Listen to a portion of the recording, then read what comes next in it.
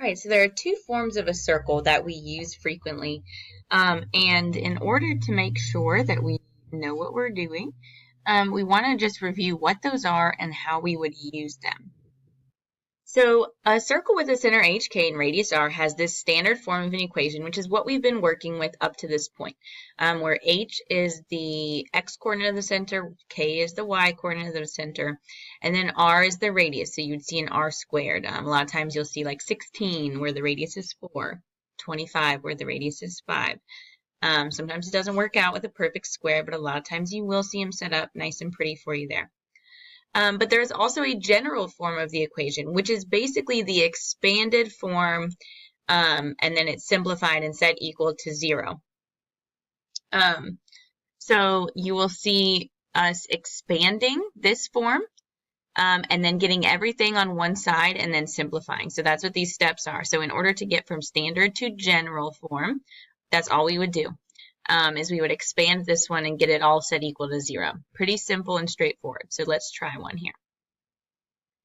This one says write the general form of the equation of the circle that is given in standard form. So this one, x plus 4 squared plus y minus 5 squared is equal to 36.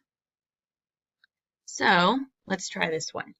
The center, well, actually, we don't even need to know the center yet. We just want to convert it to standard form. So let's not even worry about the center. What we're going to do is use FOIL. So remember, x plus 4 squared is the same as x plus 4 times x plus 4.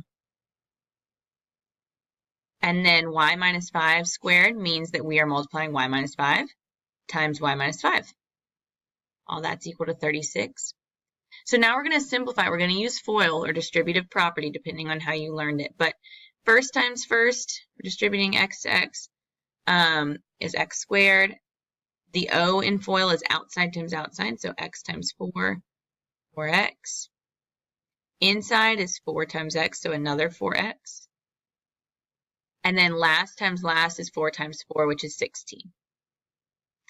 Then we're going to move to the y's over here. So we're going to do first y times y, so y squared. And notice we did a plus in between the x's and the y's because there was a plus there. So we just carried that down. Then outside times outside, so that's a negative 5. Keep the sign with whatever term you're using. Negative 5 times y, so negative 5y. Inside times inside is, again, negative 5y. And then last times last, negative 5 times negative 5, so we get a positive 25. And then that's equal to 36. Okay, so now we're just going to simplify. We can combine up the 4x's there, so we get 8x. Remember, we are not combining the x squared and the x. Those are not like terms, but these the two terms with x's can be combined. The 16 and the 25 can be combined. Two constant terms. That adds up to 41. The y squared just comes down. We don't have anything to combine that with. And then the negative 5y and negative 5y makes negative 10y. All that's equal to 36. But remember, general form, we want it to look like this. We want x squared plus y squared. We want it equal to 0. So it should be x squared, xy, and then whatever the number is, all that equal to 0. So we're going to rearrange this a little bit. We want to put x squared. Then we're going to move our y squared over. And then we're going to put our x because it goes x squared, xy. So all this is right now is rearranging. Nothing, not even doing algebra or anything. We're just rearranging, putting in the order that we want it in. Minus 10y. And then we have plus 41. All that's equal to 36. But we're still not done because general form has to be equal to 0. The very last step is to subtract 36. That combines with that number at the end there. Those are like terms since they don't have a variable. Plus 8x minus 10y, and then 41 minus 36 gives us 5, so plus 5 equals 0, and we are now in general form.